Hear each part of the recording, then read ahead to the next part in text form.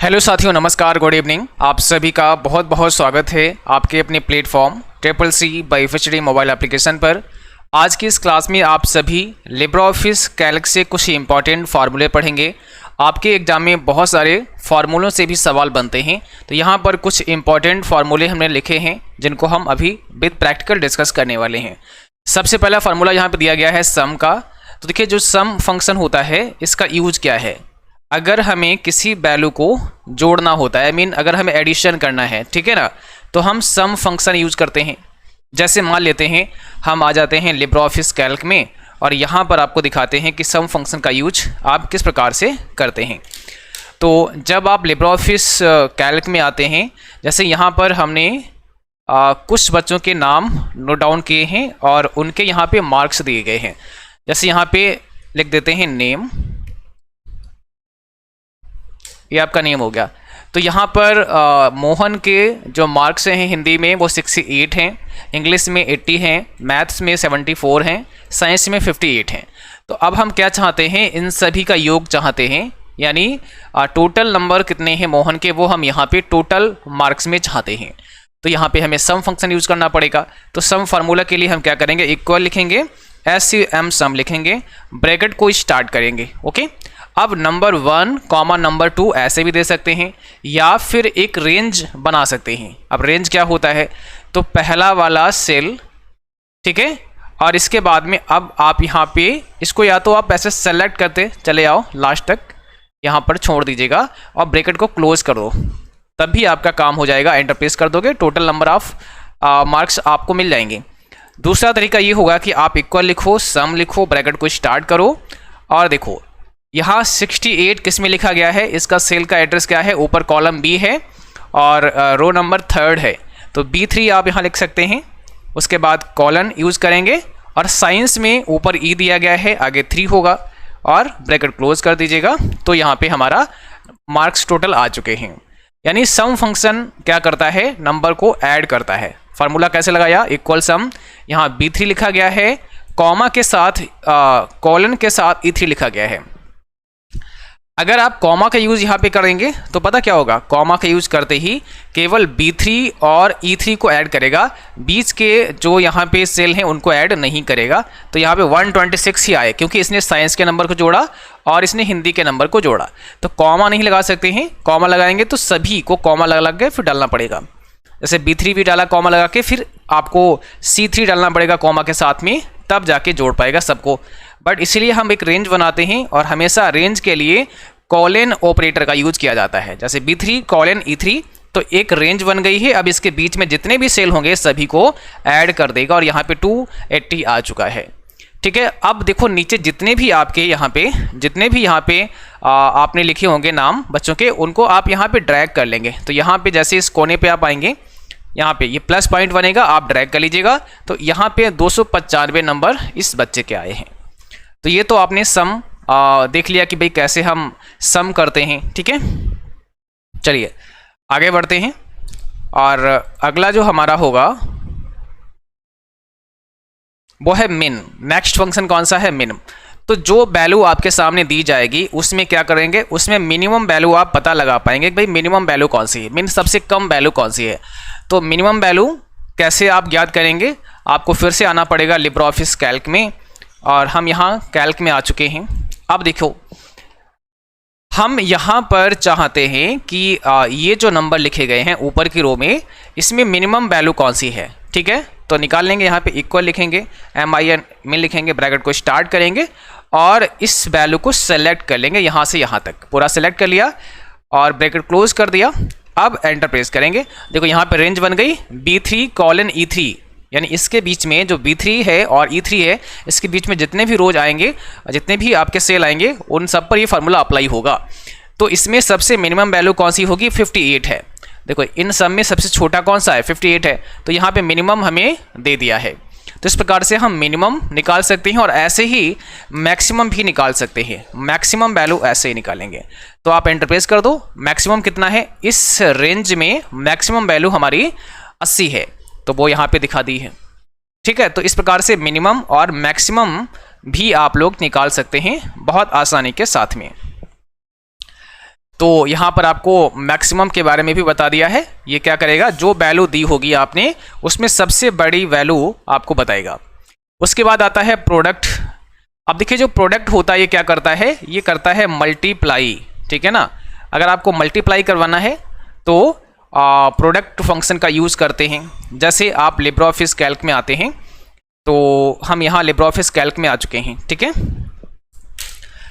अब हमें क्या करना है, हमें कराना है मल्टीप्लाई। तो देखिए हमने ये बना के रखा है आपके लिए। जैसे मान लिया यहाँ पे हमें प्रोडक्ट फार्मूला अप्लाई करना है, तो हमने यहाँ पे कोई भी आइटम, जैसे कभी आप बिल बनाते हैं तो आपने क्या किया, प्रोडक्ट के नाम डाले। यहाँ पे कीबोर्ड किसने लिया, फिर माउस किसने लिया, कीबोर्ड का रेट है 250, माउस का रेट है 150, क्वांटिटी कितनी ले रहे हैं, मान लिया कीबोर्ड किसी ने 5 मांगे हैं तो 5 दिए आपने। अब यहाँ पे लगाना पड़ेगा, लेकिन आप ये निकालना चाहते हैं कि कितने रुपए के हुए हैं कीबोर्ड, ठीक है। तो आप इक्वल लिखेंगे, प्रोडक्ट लिखेंगे, ब्रैकेट को स्टार्ट करेंगे, प्रोडक्ट आपको लिखना पड़ेगा और ब्रैकेट को स्टार्ट करेंगे। अब देखिए यहाँ पे इन दोनों को आप सेलेक्ट कर लेंगे, ठीक है, या फिर आप मैनुअली भी टाइप कर सकते हैं। इस सेल का एड्रेस 250 का B3 हो गया, कॉलन और C3 हो गया, एंटर प्रेस कर दो तो 1250 रुपये आ गए हैं, ठीक है। इनको यहाँ से अलाइन कर देंगे सेंटर में, 1250 आ गए। इसका भी निकाल सकते हैं या फिर आप ड्रैग कर सकते हैं। इक्वल लिखना है, फिर से देख लो एक बार, प्रोडक्ट आपको लिखना है, ब्रैकेट को स्टार्ट करना है। इसका जो नेम है वो है B3। अब ये मुझे कैसे पता लगा, इसका B4 है, कैसे पता लगा, तो देखो 150 लिखा, इसके ऊपर कौन सा कॉलम है, B है, और 150 के सामने रो कौन सा है, 4 है, तो V4 हो गया। यहाँ पे कॉलन यूज करेंगे और इसके बाद में C4 आप लिखेंगे, ब्रैकेट को क्लोज कर देंगे, एंटर प्रेस कर देंगे, तो यहाँ पर आ चुका है 750 रुपये। तो इस प्रकार से हम टोटल कर सकते हैं। अब मुझे अगर यहाँ पे टोटल करना है तो यहाँ पे देखो इसको सेलेक्ट कर लिया। अब यहाँ से हम मर्ज कर देंगे, तो यहाँ लिखेंगे टोटल, ठीक है। टोटल आप लिख सकते हैं, टोटल अमाउंट या कुछ भी आप जो चाहें। अब यहाँ पे टोटल करना है, इक्वल लिखेंगे, सम लिखेंगे, क्योंकि टोटल के लिए आपने सीखा है सम होता है, और दोनों को आप ड्रैग करके सेलेक्ट कर देंगे। अब यहाँ 2000 आ चुका है, तो टोटल कितना आ चुका है, 2000 अमाउंट आपका यहाँ पे आ चुका है। इस प्रकार से आप चाहें तो इसमें बॉर्डर भी अप्लाई कर सकते हैं, यहाँ पे आपको बॉर्डर भी मिल जाएगा, आप यहाँ से बॉर्डर अप्लाई कर दीजिएगा। लो, तो इस प्रकार से हम बना सकते हैं। अब जैसे ही आप क्वांटिटी को चेंज करते हैं या रेट को बदल देते हैं तो ये सब बदलेगा। जैसे आपने ये 250 की जगह 240 में लगा दिया तो फिर 1200 के हो गए और 1950 बना। अगर आपने क्वांटिटी को बढ़ा दिया, 6 कर दिया, तो 2190 हो गए। तो इस प्रकार से चेंज करोगे तो ऑटोमेटिकली फार्मूला चेंज होता रहेगा, क्योंकि हमने वहाँ पर सेल का एड्रेस डाला है। तो उस सेल में जो लिखा जाएगा उसी के अकॉर्डिंग हमारा जो फार्मूला है वो हमें आंसर देगा, ठीक है। इसके बाद आप देखो ये प्रोडक्ट आपका हो गया। नेक्स्ट हमारा जो फंक्शन है वो है एवरेज का औसत ज्ञात करेगा, ठीक है ना। तो औसत ज्ञात करने के लिए हम क्या करेंगे, हमें फिर से वापस आना पड़ेगा लिब्रे ऑफिस कैल्क में, और यहाँ पर हम आपको बताएंगे औसत आप कैसे ज्ञात कर सकते हैं। देखो यहाँ पर हमने कुछ नंबर लिखे हैं बच्चों के, जैसे यहाँ लिखा मोहन, और हिंदी में इसके 68 नंबर आए, इंग्लिश में 80 आए, 74 हैं, साइंस में 58 हैं, और इसका एवरेज 70 आया है। तो इसको हम हटा देते हैं, दोबारा से हम लिखते हैं आपके सामने फार्मूला। एवरेज के लिए हम क्या करेंगे, इक्वल लिखेंगे और एवरेज फार्मूला को टाइप करेंगे। एवरेज को हमने टाइप किया। अब इसके बाद नंबर 1 कॉमा नंबर 2 ऐसा भी बोला जा रहा है, बट आप क्या करोगे, रेंज बना दो। आप यहाँ सेलेक्ट कर लो और यहाँ से यहाँ तक सेलेक्ट करो, साइंस तक, ठीक है, और इसके बाद क्लोज करो, एंटर। तो यहाँ पे इसका एवरेज कितना आ गया है, 80 आ चुका है, 70 आ चुका है। इसका एवरेज कितना है, 70 है। तो हमने क्या किया, यहाँ पर 68 को ऐड किया, सेलेक्ट किया, 80, 74 और 58, यानी हमारा E4 तक सेलेक्ट किया गया है, ठीक है। तो यहाँ पे E, हाँ 11 तक, सॉरी 4 नहीं होगा, क्योंकि हाँ अभी हम 11 में काम कर रहे हैं, तो E11 होगा, ठीक है। तो अब यहाँ पर इसका औसत हमें पता लग गया है कि इसका भाई औसत कितना है। एक और नंबर देख लेते हैं, मैंने यहाँ लिखा सुरेश, इनके कुछ नंबर टाइप कर देते हैं, ठीक है। अब यहाँ पे एवरेज निकालना है, तो इक्वल लिखेंगे, एवरेज यहाँ पे टाइप करेंगे, ब्रैकेट को लगाएंगे। इस सेल का एड्रेस क्या है, 84 का, ऊपर देखो B है, या यहाँ क्लिक कर दो, क्लिक कर दिया आपने, कॉलन का यूज़ कर दो, B12 यहाँ पे आ चुका है। अब देखो साइंस का हमारा यहाँ पे है, तो मुझे यहाँ क्लिक करना पड़ेगा, तो यहाँ क्लिक कर देते हैं, ब्रैकेट क्लोज करेंगे, तो E12 आ चुका है और एंटर प्रेस करेंगे। तो इसका एवरेज कितना आया, 65.5 आया है इसका एवरेज। इसका औसत आया है 65.5। तो ये औसत निकाल दिया है। औसत कैसे निकलता है आपको पता है, औसत निकालने के लिए हमें क्या करना पड़ता है, देखो थोड़ा सा यहाँ पे आपको समझाते हैं। औसत ज्ञात करना है आपको, तो औसत ज्ञात करने के लिए आपको, जैसे मान लिया आप किसी के नंबर हैं 4, ठीक है ना, उसके बाद में 5 और उसके बाद में यहाँ पे फिर से कर देते हैं 4 या फिर यहाँ पे कर देते हैं 5, ऐसे कर देते हैं, ठीक है। अब क्या हुआ, इन सब का योग करना पड़ेगा औसत के लिए, इन सब का योग, तो 4 + 5 + 5 कितना हो जाएगा, 14 हो जाएगा। अब यहाँ पर इसका योग 14 आ गया, अपान यानी डिवाइड किससे करना पड़ेगा, जितने नंबर होंगे, तो 1 नंबर ये है, दूसरा ये है, तीसरा ये है, तो 3 से आपको भाग करना पड़ेगा, ठीक है। तो इस प्रकार से एवरेज निकाल लेंगे। अगर आप यहाँ 6 कर दें तो पूरा पूरा डिवाइड हो जाएगा, 6 कर देते हैं तो 6 और 5 11 और 4 15 हो जाएगा, तो यहाँ पे देखो 15 आ चुका है। अब आसानी से आप समझ सकते हो, तो 3 से डिवाइड करना पड़ेगा, तो आपका आंसर कितना आया 5, यानी एवरेज कितना है 5 है, औसत कितना है 5 है। तो हमेशा याद रखना है औसत में नंबर को हम ऐड करते हैं और जितने नंबर होते हैं उनसे ही डिवाइड कर देते हैं। जैसे यहाँ पे 4 5 और 6 को आपने ऐड किया और फिर 1 2 3 3 नंबर हैं, 3 से भाग कर दो, जो आंसर आएगा वही हमारा एवरेज हो जाएगा। एक और फार्मूला आता है एग्जाम में फ्लोर करके, फ्लोर और सीलिंग आता है, तो इनका भी मतलब समझ लेते हैं, फ्लोर और सीलिंग कैसे काम करेंगे, ठीक है, इनके बारे में थोड़ा और समझते हैं। तो देखो यहाँ पे जब हम फ्लोर पर आते हैं तो जिस प्रकार से यहाँ पे दिया गया है फ्लोर 58,6, ऐसे कुछ सवाल आपसे बनता है। अब पूछेंगे कि भाई इसका सही जवाब क्या होगा, फ्लोर 58,6 की वैल्यू क्या होगी। तो याद रखना है हमेशा जो फ्लोर फंक्शन होता है इसमें हमें देखना क्या होगा, हम यहाँ पे लिखते हैं इक्वल लगाते हैं, फ्लोर लिखते हैं, 58 लिखते हैं, कॉमा के साथ 6 लिखते हैं। अब देखो यहाँ पे होता ये है कि 6 से डिवाइड करना होता है हमें इस 58 को, तो 6 से 58 डिवाइड होता नहीं है, कटेगा नहीं। फिर क्या करना पड़ेगा, फिर या तो हम प्लस करेंगे या हम माइनस करेंगे, यानी या तो हम 58 से अबव चलेंगे, बढ़ते क्रम में चलेंगे ऊपर और उस वैल्यू को देखेंगे 6 से काट करके, या कम में चलेंगे। तो ये कैसे डिसाइड करेंगे कि ऊपर जाना है नीचे जाना, तो अगर फ्लोर होता है, फ्लोर मतलब फर्श होता है, तो फर्श का मतलब नीचे होता है, तो फ्लोर अगर दिया है तो हमें नीचे की तरफ चलना पड़ेगा, यानी हमें जो है घटते क्रम में आना है, और सीलिंग दिया है तो बढ़ते क्रम में जाना है। तो क्या 6 से 58 कट जाएगा, आपने कहा नहीं सर, तो फिर कौन सा ऐसा नंबर होगा जो 6 से कट जाए, ठीक है। तो 58 के बाद अगर हम घटते क्रम में देखें तो 59 आता है, तो क्या 59 डिवाइड हो जाएगा, आपने कहा सर नहीं होगा, तो फिर कौन सा नंबर होगा, तो कैसे पता लगाओगे कि भाई कौन सा नंबर होगा। तो इसके लिए एक सिंपल सा काम कर सकते हैं, एक टेबल भी आप इसके लिए लिख सकते हैं। आप 6 का टेबल लिख लीजिएगा, 6 का टेबल क्या होता है, तो 6 का अगर आप टेबल लिख लेते हैं तो थोड़ा और आसान हो जाएगा आपके लिए इस प्रकार के क्वेश्चन को हल करना, ठीक है। देखो मैं यहाँ पे दिखाता हूँ, तो यहाँ पर आप 6 का टेबल लिख लीजिएगा। जैसे 6 कम 6 होता है, 6 दूना 12 होता है, 6 तिया 18 होता है ना, 24 हो गया, 6 पंचे 30 हो जाएगा, 6 चरंग 36 हो जाएगा, 6 सते 42, 6 टे 48, 54 और 60, ये हो गया आपका। तो आपने 6 का पहाड़ा यानी 6 का टेबल लिख लिया। अब आपके लिए बहुत आसान हो जाएगा। आप जरा यहाँ पे ध्यान दो, यहाँ पर जो क्वेश्चन था आपका, वो क्वेश्चन क्या था, 58 क्या डिवाइड होगा 6 से, अगर नहीं होगा तो इससे कम कौन सी वैल्यू होगी जो डिवाइड हो जाएगी। तो 58 से कम कौन है, देखो भाई ये तो 60 ज़्यादा हो गया 58 से, है ना, और 54 ये कम है, इसके बीच में ही तो आएगा, इन दोनों के बीच में क्या आएगा 58 आएगा। तो 58 से हमें क्या करना है, फ्लोर दिया है तो कम देखना है, कम कौन सा है 54 है, ज़्यादा कौन सा है 60 है। तो अगर फ्लोर दिया है तो ये वाला सही हो जाएगा 54, क्योंकि 54 अगर होगा तो वो 6 से डिवाइड हो जाएगा।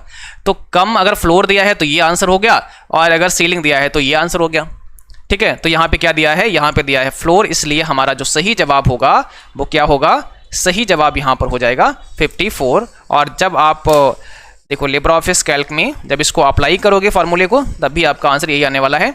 हमने लिखा फ्लोर 58,6, एंटर प्रेस किया तो यहाँ पे 54 आ गया है। तो इसने किया क्या, इसने ये किया कि भाई अगर 58 नहीं डिवाइड हो रहा है कोई बात नहीं है, हम इससे नीचे जो पहला नंबर होगा वो आपको आंसर में बताना है।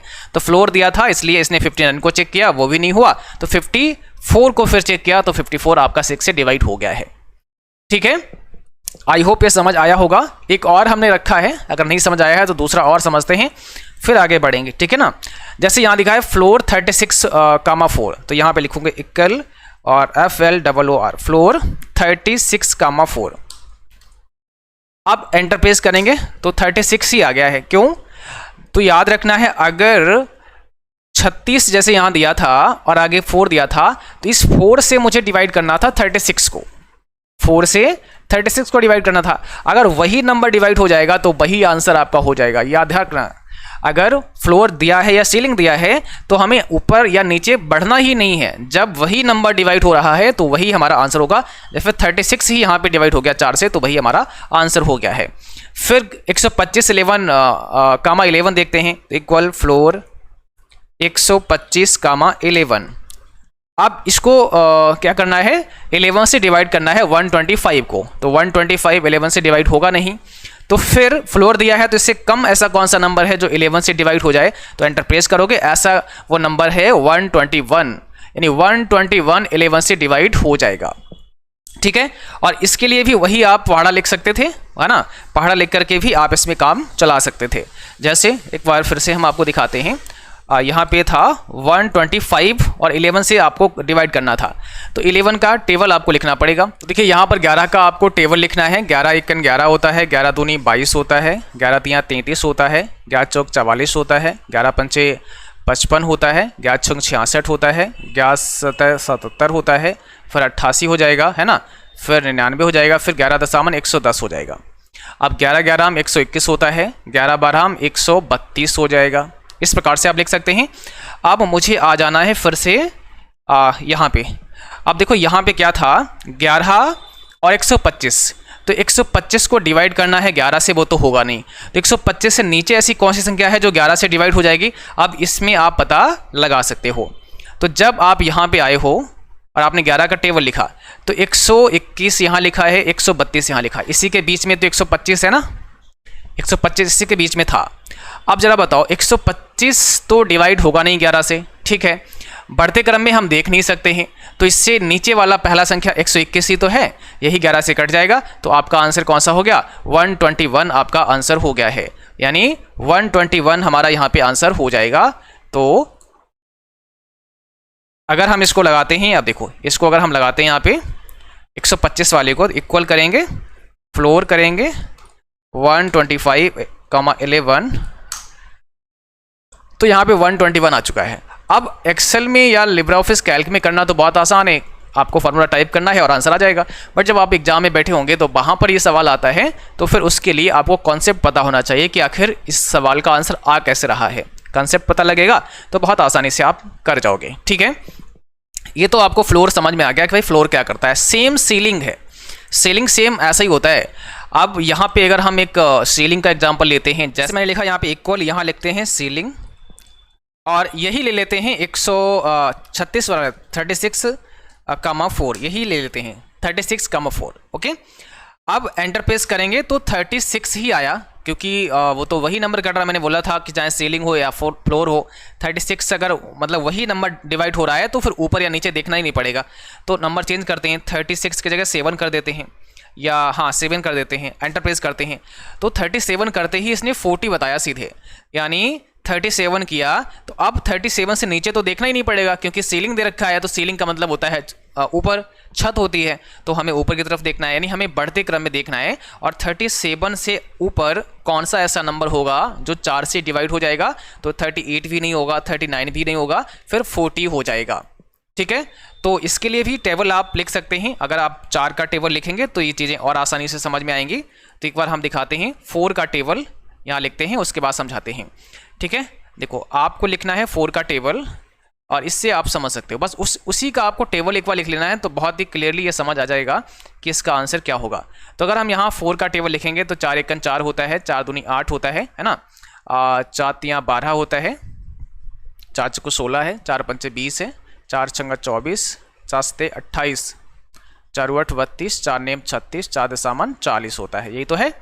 ठीक है, 4 8 12 16 20 24 28 32 36 40। अब हमारा जो क्वेश्चन था उसमें क्या था, सीलिंग था, और यहाँ पे क्वेश्चन में क्या दिया था, सीलिंग 37,4, सीलिंग 37,4 ये था हमारा क्वेश्चन। ठीक है।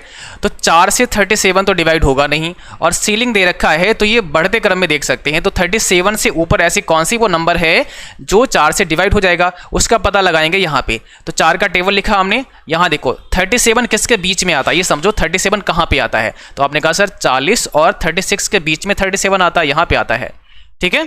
यानी 40 और 36 के बीच में आएगा 37, ठीक है। तो 37 से नीचे तो मुझे देखना ही नहीं है क्योंकि सीलिंग लिखा है। तो 37 से ऊपर कौन सी वैल्यू आएगी, इसके बाद 40 आएगी सीधे। तो 37 के बाद अब 40 ही वो नंबर ऐसा होगा जो 4 से डिवाइड होगा और कोई नहीं होगा, ठीक है। तो 40 हो जाएगा, फिर 44 हो जाएगा। तो यहाँ पे 40 हमारा करेक्ट आंसर हो जाएगा, यानी 40 हमारा करेक्ट आंसर है। और जैसे ही आप इसको एंटर प्रेस करेंगे, इस फार्मूले को, जैसे मैंने लिखा सीलिंग 37,4 और यहाँ पे आप एंटर मारेंगे तो यहाँ पर भी 40 ही आपको दिखाएगा, 40 आ रहा है। तो सीलिंग और फ्लोर दोनों सेम कंसेप्ट के साथ काम करते हैं, बस फ्लोर में आपको नीचे की तरफ घटते क्रम में देखना है और सीलिंग में बढ़ते क्रम की तरफ देखना है, बस दोनों में यही छोटा सा एक अंतर है, ठीक है। चलिए अगला देखिएगा। अब आपका सीलिंग हो गया, फ्लोर हो गया, अब हम राउंड पर चलते हैं। राउंड फंक्शन हमारा कैसे काम करता है, तो देखिए राउंड में क्या होता है, यहाँ पर थोड़ा हम ये समझेंगे। सबसे पहले यहाँ पर समझ लेते हैं, जैसे आपने लिखा इक्वल और यहाँ लिखा राउंड, ठीक है।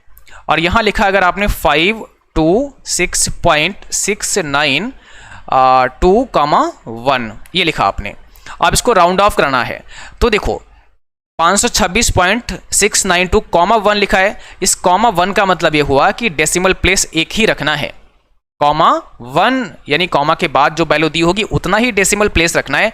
अभी आप बोलो कितना है, तो आपने कहा सर अभी तो 3 स्थान तक यहाँ पे दिया गया है, हमको केवल यही रखना है, एक ही स्थान रखना है। तो हमें 9 और 2 को यहाँ से हटाना पड़ेगा, ठीक है।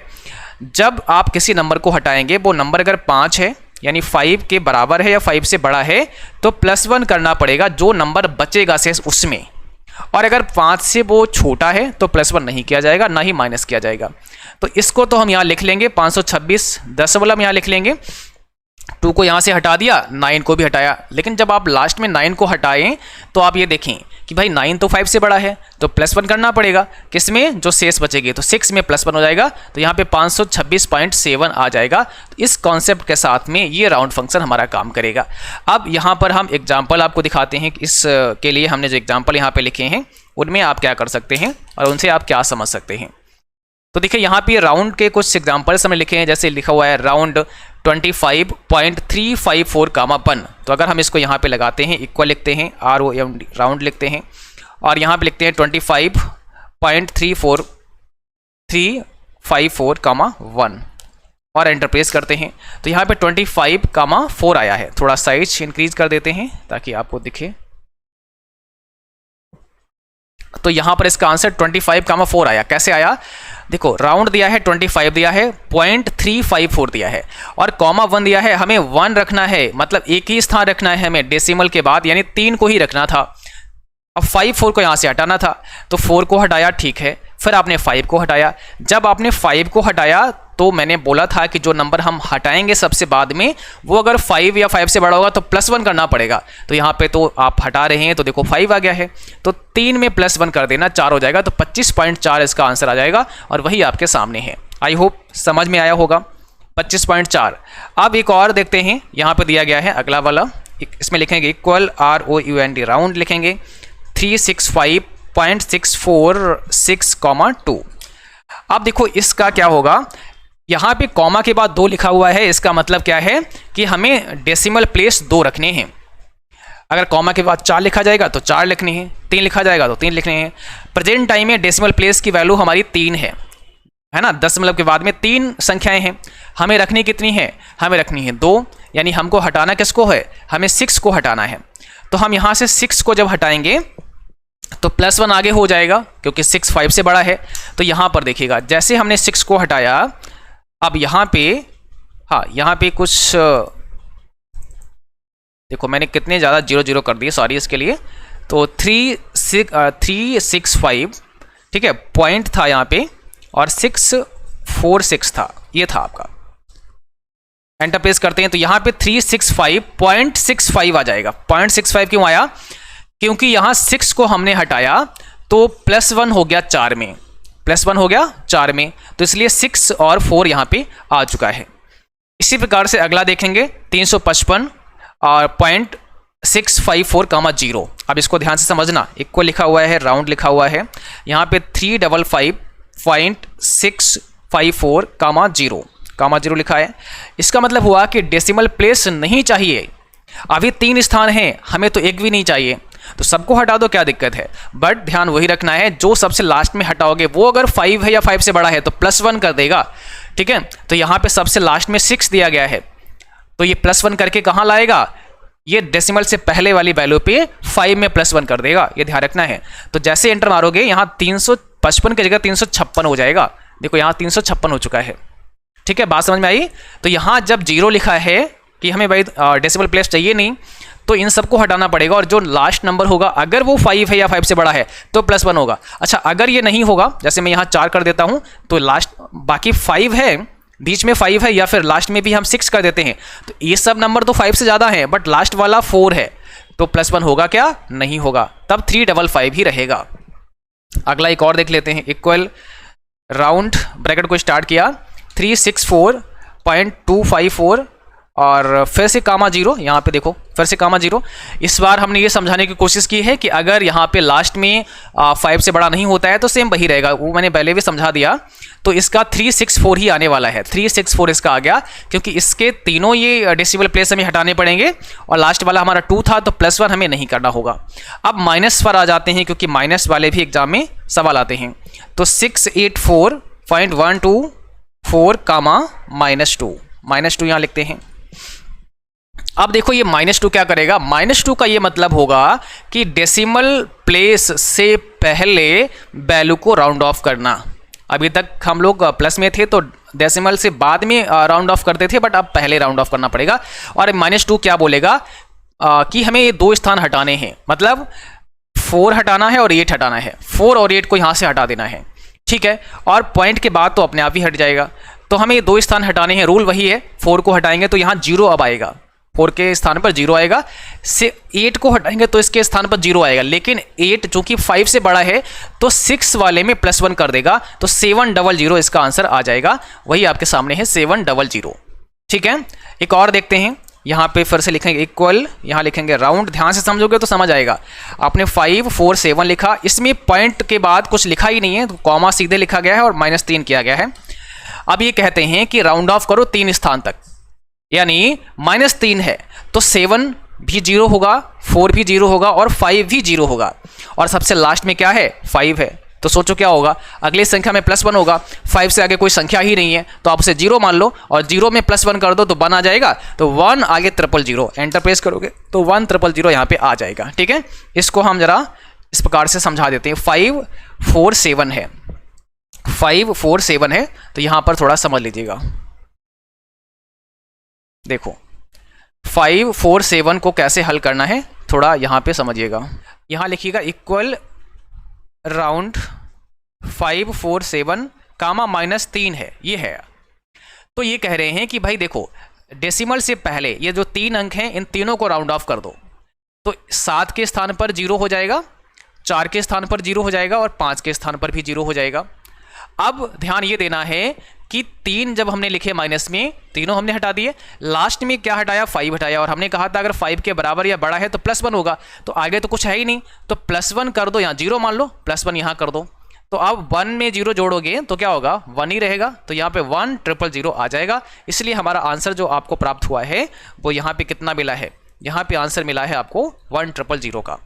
एक और देखते हैं -5 वाला, इक्वल 6 5 4 7 कॉमा -5, इसको देखते हैं। अब देखो इसमें क्या होगा, वैल्यू हमारे पास 4 डिजिट तक है, ये कह रहे हैं कि 5 तक राउंड ऑफ करो, तो कर देंगे, क्या दिक्कत है। 7 को हटाया 0, 4 को हटाया 0, 5 को हटाया 0, 6 को हटाया 0, ठीक है। अब 6 को हटाया तो 0 आया, बट 6 5 से बड़ा है तो +1 आगे चला गया, यानी 5वें स्थान पर 1 है, और ये कह रहे 5 तक हटाओ, तो 1 जब 5वें स्थान पर आया उसको भी हटा दिया, जब उसको भी हटा दिया तो सब 0 हो गया। तो यहाँ पर आपका आंसर में क्या आया, एरर फाउंड कर रहा है कुछ, ठीक है। मैं दोबारा से टाइप करता हूँ, इसमें कुछ एरर आ गया है। इक्वल लिखते हैं, राउंड लिखते हैं, ब्रैकेट स्टार्ट करते हैं, 6 5 4 7 कॉमा -5 ब्रैकेट स्टार्ट एंटर, तो इसका आंसर 0 आ जाएगा, है ना। अब इसको फिर से एक बार हम समझते हैं। तो 6547 है, 6547 यहाँ पे दिया गया है, देखिए 6547। अब यहाँ पे आप लिखिएगा, जो वैल्यू यहाँ पे दी गई है उसको पहले लिखते हैं 6547 कामा -5 दिया गया है। आप काउंट करो 1 2 3 4, 4 ही स्थान दिए हैं, ये करें 5 स्थान तक राउंड ऑफ करो तो कर देते हैं, क्या दिक्कत है। 5वां 0 अभी कर लो, क्या दिक्कत है। अब 7 को हटाया 0, 4 को हटाया 0, 5 को हटाया 0, 6 को हटाया 0, 6 के कारण +1 यहाँ हो गया क्योंकि 5 से बड़ा था। अब +1 यहाँ हो गया और ये करें 5 तक हटाओ तो हम +1 को भी अब राउंड ऑफ कर देंगे तो 0 आ जाएगा। तो यहाँ पर सब 0 0 आपको मिलेगा, ठीक है। तो आई होप ये राउंड वाला भी आप समझ चुके हैं। अगला है नॉट फंक्शन। ये नॉट फंक्शन कैसे काम करता है थोड़ा इसको भी समझ लेते हैं। नॉट फंक्शन कैसे काम करेगा, तो नॉट फंक्शन के लिए हमने यहाँ पे लिखा हुआ है, नॉट क्या करेगा, अगर ट्रू वैल्यू होगी तो उसको फॉल्स कर देगा, फॉल्स वैल्यू होगी उसको ट्रू कर देगा। जैसे नॉट लिखा हुआ है और यहाँ लिखा है 10 > 11, तो अगर हम इसको यहाँ पे लिखते हैं इक्वल नॉट 10 > 11, तो बताओ जरा ट्रू आएगा कि फॉल्स आएगा। 10 11 से बड़ा है ऐसा यहाँ बोला गया है, जबकि फॉल्स है, ये बड़ा नहीं है, लेकिन नॉट लग जाएगा तो ट्रू आ जाएगा। तो इसका आंसर क्या होगा, इसका आंसर ट्रू आ जाएगा। आ गया ट्रू, क्योंकि नॉट लग गया था। अगला देखो, नॉट लिखेंगे यहाँ पे और 15 > 10, 15 10 से बड़ा है, बात सही है, बट नॉट लग गया तो ये फॉल्स कर देगा, तो ट्रू वैल्यू को फॉल्स कर दिया, बहुत सिंपल है। इक्वल यहाँ नॉट लिखो, ब्रैकेट को स्टार्ट करो, 25 > 70, नहीं लेस देन 70। अब देखो 25 जो है वो 17 से छोटा है, तो ये बात तो फॉल्स है, लेकिन ये क्या करेगा, ट्रू करेगा। तो ट्रू वैल्यू को फॉल्स करेगा, फॉल्स वैल्यू को ट्रू करेगा, ये नॉट फंक्शन, ये थोड़ा सा आप सबको याद रखना है, ठीक है। चलिए अगला देखते हैं। अगला यहाँ पे दिया गया है इफ़। क्या दिया गया है, इफ़ दिया गया है। इफ़ क्या होता है, कंडीशन के साथ जब हम काम करते हैं तो इफ़ फंक्शन का हम यूज़ करते हैं, ठीक है। तो इफ़ फंक्शन का यूज़ हम आपको यहाँ पर बता सकते हैं। जैसे मुझे अगर हम ये चाहते हैं, हम अगर ये चाहते हैं, मान लिया चलो हम पास फेल चाहते हैं कि भाई बच्चा पास हुआ या फेल हुआ, तो इसके लिए हम यहाँ पे आ सकते हैं। इस एग्जाम्पल को हम ले सकते हैं, जैसे मैंने यहाँ नंबर बच्चों के दिए हैं। अब हम क्या करेंगे, यहाँ पे परसेंट निकाल लेंगे। पहले इफ फंक्शन लगाने से पहले हम परसेंट निकाल लेंगे एक बार, ताकि पास फेल का क्राइटेरिया आपको अच्छे से समझ में आए। तो इक्वल यहाँ पे लिखेंगे, परसेंट निकालने के क्या करेंगे, टोटल नंबर जितने बच्चे का है वो आप लिखेंगे, है ना, स्टार का सिंबल यूज़ करेंगे। और यहाँ पे आपको 100 लिखना है और डिवाइड बाई जितना पूर्णांक है। तो यहाँ पे देखो 1 2 3 4 ही सब्जेक्ट हैं, तो हम 400 यहाँ लिख सकते हैं, एंटर प्रेस करेंगे तो यहाँ पे बच्चे का परसेंट कितना आया, 70% आया। तो वो 70% यहाँ पे स्कोर बच्चे का हुआ है। अब क्या करना है, 70% आप आ गया, यहाँ पे आप लिख सकते हैं परसेंट कितना आया, 70% आया। अब यहाँ पे रिजल्ट में हम पास फेल उसको दिखाना चाह रहे हैं, भाई बच्चा पास हुआ है कि फेल हुआ है, ये आपको बताना है, ठीक है। तो इसके लिए क्या कर सकते हैं, अब हम इफ़ फंक्शन यूज़ करेंगे, इक्वल लगाएंगे, इफ़ लगाएंगे। अब देखो जरा, इफ़ हमने यहाँ लिखा तो हम यहाँ क्या लिखने वाले हैं कि जो परसेंट है इसी से तो हम पास फेल बताएंगे। 33% में बच्चा पास होता है, 33 से नीचे होगा तो फेल हो जाएगा। तो हम यहाँ लिखेंगे इफ़ और इस सेल में क्लिक कर देंगे, ये सेल का एड्रेस। अब लिखेंगे ग्रेटर दैन इक्वल है कितने से, 33 से। तो कॉमा के साथ जो वैल्यू हम दिखाना चाह रहे हैं, हम दिखाना चाह रहे हैं पास, तो पास कर दो, ठीक है। और कॉमा के साथ अब अगर फॉल्स वैल्यू आती है तो क्या करोगे, डबल कोट्स में हम लिख देंगे फेल। भाई अगर फॉल्स वैल्यू है यानी ये कंडीशन मैच नहीं होती है तो इसको आप फेल कर दीजिएगा। तो अभी ये बच्चा पास हो चुका है, अभी क्या हुआ, पास हो गया है। तो बहुत सिंपल है, देखो यहाँ पे इफ लगाया, G3 क्यों लिखा, क्योंकि G3 में परसेंट लिखा गया है और परसेंट से ही हम ये तय करते हैं कि बच्चा पास हुआ या फेल हुआ। फिर ग्रेटर दैन क्यों लिखा, क्योंकि हमने कहा अगर G3 के अंदर ग्रेटर दैन इक्वल यानी 33% से बड़ा हो या बराबर हो तो आप इसको पास कर देना, अदरवाइज इसको फेल कर देना। तो इस प्रकार से हम जब लिखेंगे तो हमारा आंसर में पास आ जाएगा। अगर ये परसेंट कम होता है तो ये फेल हो जाएगा। जैसे हम यहाँ 14 नंबर देते हैं, हर जगह ऐसे कर देते हैं। तो देखो परसेंट 14 ही रह गया है ना, और ये फेल हो गया है, बच्चा यहाँ पे क्या हुआ है, फेल हो गया है। तो इस प्रकार से ऑटोमेटिकली ये पास फेल हो जाएगा। और इसके बाद जो अगला हमारा फार्मूला होगा वो क्या होगा, नेक्स्ट दिया है काउंट फंक्शन। काउंट क्या करेगा? काउंट फंक्शन नंबर को काउंट करता है। काउंट फंक्शन हमेशा नंबर को काउंट करता है। जैसे अगर हम इसको काउंट करना चाहते हैं, ठीक है, तो हम यहाँ से काउंट कर सकते हैं। मैंने यहाँ लिखा इक्वल COUNT, ब्रैकेट को स्टार्ट किया, इन सब को सेलेक्ट कर लेते हैं। तो यहाँ से यहाँ तक कितने नंबर हैं इसको काउंट कर देगा, 4 हैं। देखो 1 2 3 4, तो 4 वैल्यू यहाँ पे दिखा दी, तो ये नंबर को हमेशा काउंट करेगा। अगर इसमें देखो यहाँ पे मैं कुछ और कर देता हूँ, मैंने यहाँ लिखा, हम यहाँ V लिख देते हैं, टाइप कर देते हैं, तो यहाँ पे इसने 3 बताया क्योंकि इसने B को काउंट नहीं किया, जबकि B इसके क्राइटेरिया में शामिल है, लेकिन उसने काउंट में बताया नहीं क्योंकि अल्फ़ाबेट को काउंट नहीं करता है। ठीक है, केवल नंबर को काउंट करता है, अल्फ़ाबेट को काउंट नहीं करेगा। अब जरा ध्यान दो, यहाँ पर जो अगला है वो क्या है? अगला है काउंटा। ये क्या करेगा? नंबर को भी काउंट करता है। जो काउंटा फंक्शन होता है वो नंबर को भी काउंट कर लेता है। जैसे काउंटा के लिए हम क्या बता सकते हैं, चलो इसी में बता देते हैं। इसी में देखो मैंने यहाँ लिखा, यहाँ पे काउंट है, अभी देखो इसमें 20 शामिल है, बट ये कह रहा 3 है, लेकिन काउंटा को हम यहाँ कर देंगे तो ये 4 बताएगा। हमने ए यहाँ पे बढ़ा दिया, एंटर प्रेस किया, तो अब क्या करेगा? ये 4 वैल्यू दे रहा है क्योंकि अब इसने इसको भी, अल्फ़ाबेट को भी काउंट कर लिया है। तो काउंटा जो होता है वो अल्फ़ाबेट को भी काउंट करता है, ये याद रखना है। ठीक है, आगे देखो अगला क्या है? काउंट इफ़ दिया गया है, तो एक कंडीशन के साथ हमें अगर काउंट करना है तो हम काउंट इफ़ का यूज़ करते हैं। कंडीशन कैसी? जैसे मान लिया आपने यहाँ पे कुछ लोगों के अटेंडेंस लगाए, जैसे मोहन का प्रेजेंट लगाया, प्रेजेंट, तो यहाँ पे हमने क्या लिखा? एक सूत्र दिया है, काउंट इफ़ V9 यानी इस वैल्यू से लेकर के और E9 इस यहाँ तक, और हम लिखा कॉमा के साथ डबल कोट्स में P। हमने कहा अगर भाई ये प्रेजेंट होता है तो आप मुझे बताओ कितनी प्रेजेंट हैं, तो उसने कहा 4 प्रेजेंट हैं। इसी प्रकार से हम यहाँ पे भी फार्मूला लगाएंगे, तो यहाँ पे हम इसको हटा देते हैं, दोबारा से लगा के आपको दिखाते हैं। तो हमें यहाँ क्या लिखना है? इक्वल लिखना है, और यहाँ पे लिखना है काउंट, और लिखना इफ़। काउंट इफ लिखेंगे, हम काउंट करेंगे, इफ़ माने कंडीशन, यदि हम काउंट जब ही करेंगे जब इस पूरी रेंज के अंदर, हमें रेंज सेलेक्ट करनी है, इस पूरी रेंज के अंदर क्या हो, इस पूरी रेंज के अंदर आपको अगर P मिले तो आप क्या करो? उसको काउंट कर देना, P के अलावा कुछ भी मिले तो काउंट मत करना।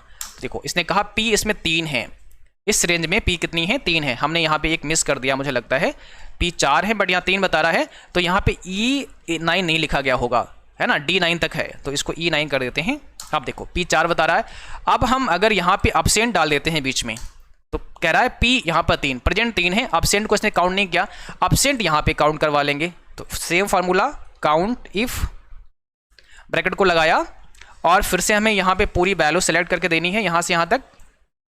अब कॉमा के साथ हम अब्सेंट के लिए A लिखेंगे और ब्रैकेट क्लोज करके एंटर प्रेस कर देंगे।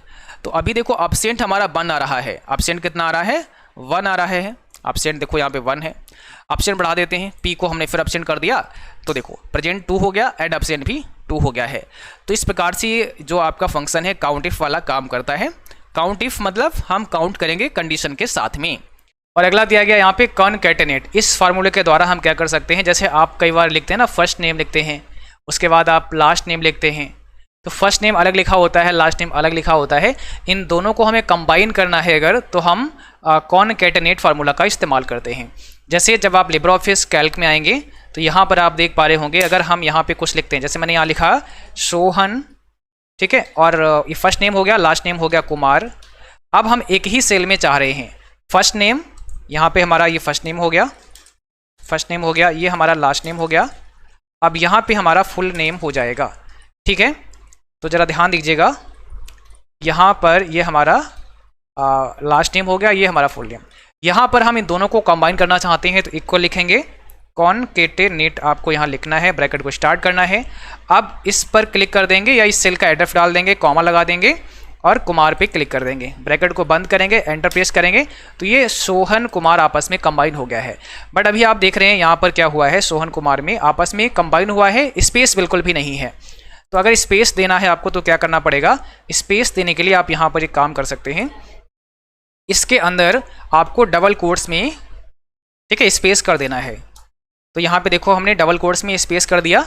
अब एंटर प्रेस करके यहाँ पे जैसे देखेंगे तो सोहन कुमार आपको नज़र आएगा। तो इस प्रकार से ये फार्मूला काम करता है। ठीक है, कॉनकैटेनेट का मतलब होता है कि आप दो अलग अलग मीन फर्स्ट नेम और लास्ट नेम में जो आपने लिखा है उसको यहाँ पर कंबाइन करा सकते हैं बहुत आसानी के साथ में। ठीक है, इसके बाद दिया है टुडे का, तो टुडे से क्या करेंगे आप, जैसे ही टुडे लगाएंगे या फिर नाउ का यूज़ करेंगे तो क्या होगा, देखिए आप लिब्रियोफिस कैल्क में आ जाइएगा और यहाँ पर हम क्या करते हैं, टुडे लगाते हैं, इक्वल लिखते हैं, टुडे का हम यूज़ करते हैं। तो जैसे ही आप टुडे का यूज़ करेंगे तो यहाँ पर डेट बताएगा कि आज का डेट क्या है, तो यहाँ पे डेट बता रहा है। बट अगर आप नाउ का यूज़ करते हैं तो क्या होगा, डेट बताएगा, नाउ में क्या होगा आपका, देखो यहाँ पे नाउ में आपका डेट एंड टाइम बताएगा, तो नाउ डेट एंड टाइम दोनों बताएगा, टुडे से केवल आपका डेट बताएगा। और अगर हम लेन फंक्शन का यूज़ करते हैं तो ये क्या बताएगा, स्ट्रिंग की लेंथ बताएगा, उसकी लेंथ कितनी। जैसे मैंने यहाँ पर अगर हमें लेंथ समझनी है, मैंने यहाँ लिखा इक्वल लेन, ब्रैकेट स्टार्ट किया और कुमार को सेलेक्ट कर लिया है, ब्रैकेट क्लोज कर दिया है। तो ये कह रहा है कुमार में कितने लेटर हैं, 5 हैं, 1 2 3 4 5। अब ऐसे ही हम यहाँ पे अगर कुमार के स्थान पर हम यहाँ रवि कुमार को सेलेक्ट कर लेते हैं तो यहाँ पे बताएगा 10। देखो 1 2 3 4 5 6 7 8 9, और यहाँ ध्यान रखना स्पेस को भी ये काउंट करता है, लेंथ जो होती है वो स्पेस को भी काउंट करता है। तो कुल यहाँ पे हमें 10 जो है वो यहाँ पे लेंथ इसकी 10 बताई जा रही है। तो हमेशा याद रखना है, इसमें क्या करेगा ये, हमेशा आपका जो स्पेस दिया होगा उसको भी काउंट कर लेगा। अगर रवि कुमार में एक और स्पेस हम कर देते हैं, ठीक है, एक और स्पेस हम रवि कुमार में कर देते हैं तो यहाँ पे 11 ऑटोमेटिक बता देगा, क्योंकि ये स्पेस को भी काउंट करता है। ठीक है, चलिए, तो इस प्रकार से ये हमने कुछ इंपॉर्टेंट फार्मूले थे जो कवर कर लिए हैं। यहाँ पे आपने नाउ का भी सीख लिया है और 70 ये जो आपका लेंथ का था वो भी आपने सीख लिया है। ठीक है, बाकी यहाँ पर एक और फार्मूला होता है, उसको भी बता देते हैं, कई बार एग्जाम में वो भी आ जाता है बट ज़्यादा आता नहीं है। तो यहाँ पे देखो, एक होता है लेफ्ट फंक्शन, क्या होता है, लेफ्ट फंक्शन, और एक होता है राइट फंक्शन। तो यहाँ पे लेफ्ट और राइट क्या करता है, अगर आपने, जैसे हम यहाँ आ जाते हैं लिब्रियोफिस कैल्क में, और जब कैल्क में आते हैं तो यहाँ पर हमें क्या करना पड़ेगा, देखो हमें यहाँ लिखना पड़ेगा लेफ्ट। जैसे हमने यहाँ लिखा इक्वल LEFT लेफ्ट, अब डबल कोट्स में हम यहाँ लिखते हैं रवि, ठीक है, और कॉमा देते हैं यहाँ पे 2, ब्रैकेट को बंद कर देते हैं। तो रवि में लेफ्ट साइड से ये 2 स्ट्रिंग को काउंट करेगा, लेफ्ट साइड से, ठीक है, 2 को काउंट करेगा और हमें आंसर देने की कोशिश करेगा। तो यहाँ पे देखिए हमने ये लिखा, अब हम यहाँ पे कामा ब्रैकेट को बंद करेंगे, एंटर प्रेस करेंगे, तो इसने केवल क्या किया, रवि में हमें केवल R बताया है, ठीक है, R बताया है, इसका मतलब यहाँ पे कुछ मिस्टेक हुई है। हाँ, रवि लिखना है कॉमा, अब यहाँ 2 लिखना है और ब्रैकेट को बंद करना है। तो यहाँ पे इसने रवि में बता दिया है कि भाई रवि के जो 2 स्ट्रिंग है लेफ्ट साइड के वो R और A हैं। तो इस प्रकार से हम यहाँ पे जितने भी स्ट्रिंग हमें देखना है हम 3 कर देंगे तो 3 आ जाएगा, ठीक है, RAV आ गया है। या कहीं पे टाइप है, जैसे यहाँ कुमार टाइप है, हम इसमें लास्ट के 2 लेटर चाहते हैं। अब लेफ्ट के चाहते हैं तो इक्वल आपको लेफ्ट लिखना पड़ेगा, और राइट के चाहते हैं तो आपको राइट लिखना पड़ेगा। और यहाँ पर अब RIGHT हमें लिखना है, और यहाँ पे अब क्या करना है, इसको बस सेलेक्ट कर देना है, और कॉमा के साथ कितने आपको लेटर चाहिए, तो हमें 2 चाहिए या 3 चाहिए, जो आप चाहिए वो डाल दीजिएगा, एंटर प्रेस करेंगे तो MAR आ गया है। अब इसने राइट साइड से 3 डिजिट को उठा लिया, MAR। तो लेफ्ट राइट क्या करता है, लेफ्ट फंक्शन हमेशा जो स्ट्रिंग आपने सेलेक्ट की है वो लेफ्ट से काउंट करेगा उतने डिजिट जितने आपने बताए हैं, और राइट किया है तो राइट से काउंट कर लेगा। जैसे अभी यहाँ पे राइट से बता रहा है 3 डिजिट MAR, है ना। अगर हम यहाँ लेफ्ट कर देते हैं तो अब लेफ्ट से बताएगा, यहाँ पे देखो KUM बताने लगा है। तो इस प्रकार से ये फार्मूला आपका काम करता है, ठीक है। तो आई होप आपको ये सभी फार्मूले समझ आ चुके होंगे, और इसका PDF भी आ जाएगा तो उसमें सब कुछ लिखा होगा, बहुत आसानी के साथ उससे आप पढ़ सकते हैं। तो आज के लिए बस इतना ही, मिलते हैं अगली क्लास में, तब तक के लिए थैंक यू, बाय बाय।